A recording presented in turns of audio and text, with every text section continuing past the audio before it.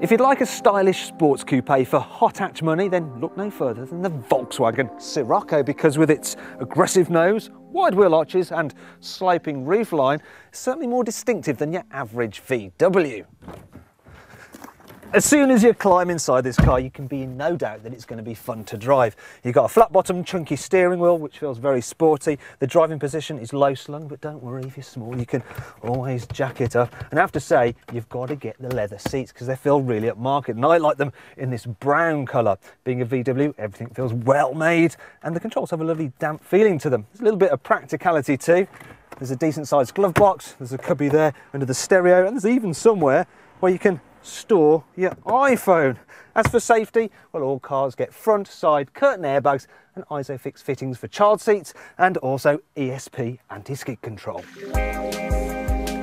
Underneath its swooping bodywork, the Scirocco is pretty much a Golf, only it sits slightly lower and is wider, especially at the back because it uses the rear axle from the Passat. And these changes combine to create a more sporty driving experience.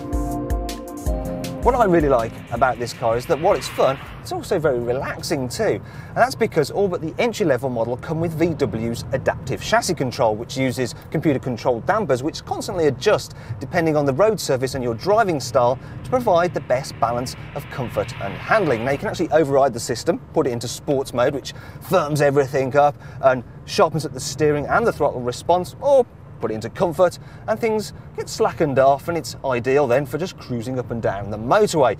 Personally though, I just leave it in normal and let the computer figure things out. However, while I think the Scirocco handles extremely well, I do think the keenest drivers among you may find a Renault Sport Megane 250 Cup ever so slightly sharper, and that brings me on to this car's downsides. And one is the fact that, you know, for a sports car, the dash is a little bit unimaginative.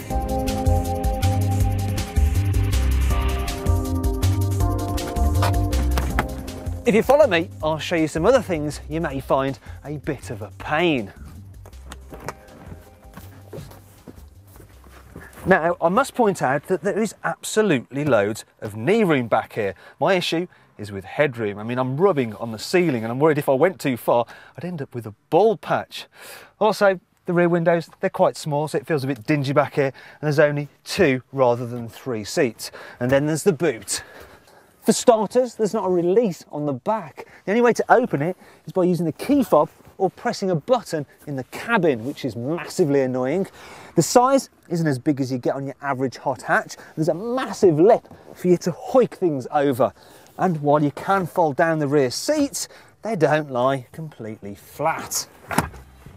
But you know what?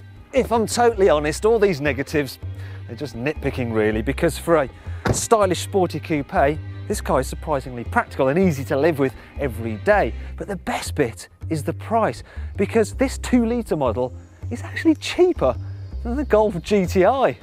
It's crazy.